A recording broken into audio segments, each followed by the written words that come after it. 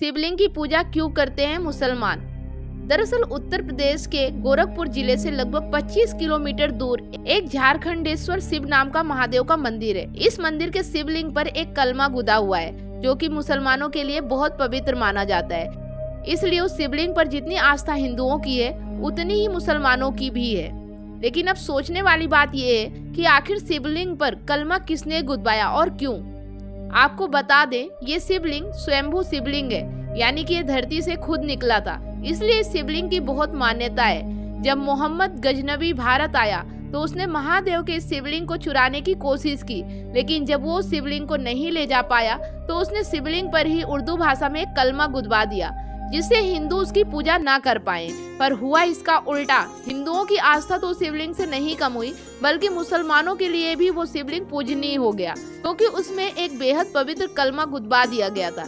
इसलिए आज भी उस शिवलिंग को हिंदू के साथ साथ मुसलमान भी पूजते हैं। दोस्तों, ये कोई इकलौता स्वयंभू शिवलिंग नहीं है जिसकी मान्यता इतनी ज्यादा है, लेकिन इसके बारे में बहुत कम लोग ही जानते हैं। ऐसा ही एक स्वयंभू शिवलिंग और है जो दुनिया में आने वाली प्रलय को लेकर चेतावनी दिया करता है। जी हाँ, सही सुना आपने। वैसे देश में कई स्वयंभू शिवलिंग है, लेकिन एक शिवलिंग है जो महाप्रलय को लेकर आगाह करता है। हम बात कर रहे हैं गुजरात के मृदेश्वर मंदिर की, जो अपने बढ़ते आकार के साथ सर्वनाश होने का संकेत भी देता है। ऐसा कहा जाता है कि इस मंदिर के शिवलिंग का बढ़ता आकार कलयुग में बढ़ते पापों की निशानी है।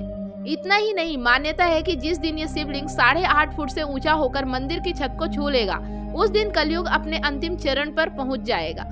लेकिन क्या आप जानते हैं कि ये शिवलिंग छत तक कब पहुंचेगा?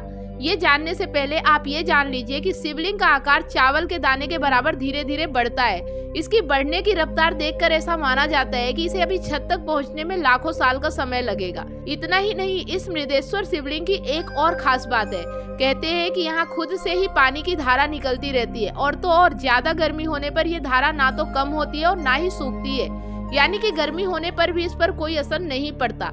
हालांकि इस बारे में किसी तरह का कोई सबूत नहीं मिलता है।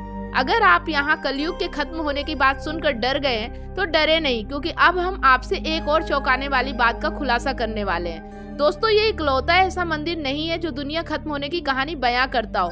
कहा जाता है कि उत्तराखंड के पिथौरागढ़ जिले में पाताल भुवनेश्वर गुफा नाम का एक मंदिर है, जिसके बारे में पुराणों में भी बताया गया है। मान्यताओं के अनुसार इस गुफा के गर्भ में दुनिया के समाप्त होने का रहस्य छुपा है, पर सोचने वाली बात है आखिर कैसे?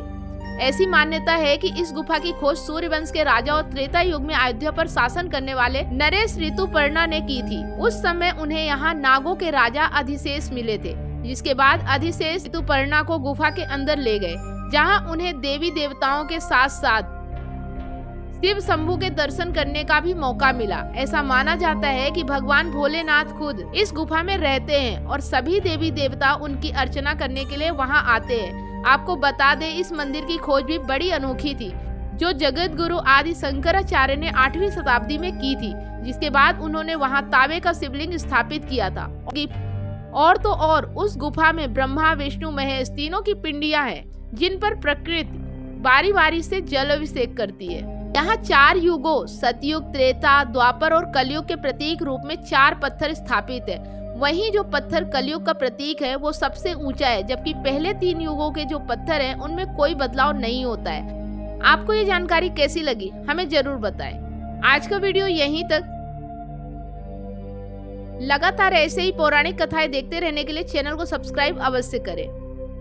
फिर मिलते हैं एक नए वीडियो के साथ। तब तक आप सभी लोगों को वीडियो अंत तक देखने के लिए बहुत बहुत धन्यवाद।